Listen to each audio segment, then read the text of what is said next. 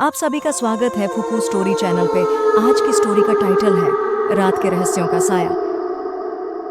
गांव के बाहरी किनारे पर एक पुरानी हवेली खड़ी थी जो अंधेरे में और भी रहस्यमय नजर आती थी। गांव वाले कहते थे कि हवेली में रात को अजीब आवाजें आती हैं और कोई भी वहां रात बिताने की हिम्मत नहीं करता। एक रात अजय, जो साहसिकता का शौक रखता था, हवेली के रहस्यों को जानने के लिए निश्चय कर लिया। जैसे ही अजय हवेली के अंदर गया, हवेली की पुरानी लकड़ी की फर्श के नीचे से अजीब सी आवाजें आ रही थीं। हवा की सरसराहट और अजीब सी खड़कन ने उसके मन में सस्पेंस पैदा कर दिया। अजय ने चारों ओर देखा।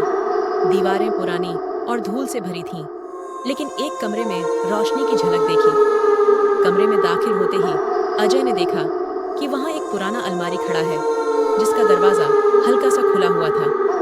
जैसे ही उसने अलमारी के दरवाजे को खोला, अंदर एक काले कंबल में लिपटा एक संदूक था। हर सेकंड की तरह उसकी धड़कन तेज हो गई। संदूक को खोलते ही उसके भीतर एक चमकदार हीरा और एक पुराने पत्र को पाया। पत्र को पढ़ते ही अजय को पता चला कि यह हीरा बहुत पुराना और कीमती है और हवेली के पिछले मालिक ने इसे छुपाने के लिए एक जटिल योजना बनाई थी। पत्र में लिखा था, जो इस हीरे को ढूंढेगा उसे अपनी साहसिकता और ईमानदारी के लिए इनाम मिलेगा, लेकिन सावधान रहो, सच्चाई की खोज हमेशा चुनौतीपूर्ण होती है। जैसे ही अजय ने पत्र को पढ़ा, कमरे की दीवारें हिलने लगीं और एक गुप्त द्वार खुल गया।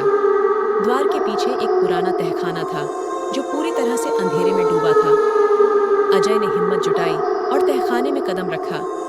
वहां एक पुरानी किताब मिली जो हवेली के इतिहास और उसके रहस्यों से भरी हुई थी। अजय ने किताब को पढ़ा और समझा कि हवेली का असली रहस्य उसकी आत्मा में था। वह हमेशा उन लोगों की प्रतीक्षा कर रही थी जो सच्चाई की खोज में हो। हवेली ने अजय को उसकी साहसिकता के लिए सम्मानित किया और उसे एक अमूल्य ज्ञान दिया। इस तरह अजय ने न केवल हवेली के रहस्यों को सुलझाया, बल्कि उसकी आत्मा को भी शांति दी। मोरल: साहस और ईमानदारी के साथ की गई खोजें हमेशा आपको गहरे और मूल्यवान ज्ञान की ओर ले जाती हैं और कठिनाइयों से गुजरने पर सच्चे पुरस्कार मिलते हैं। नमस्कार सभी को। इस वीडियो को देखने के लिए, समय निकालने के लिए आपका बहुत बहुत धन्यवाद। आपका समर्थन मेरे लिए बहुत मायने रखता है और मुझे रचनाएं जारी रखने के लिए प्रेरित करता है। अगर आपको यह मॉरल स्टोरी पसंद आई है तो कृपया लाइक करें, टिप्पणी करें और सब्सक्राइब करें। Thank you.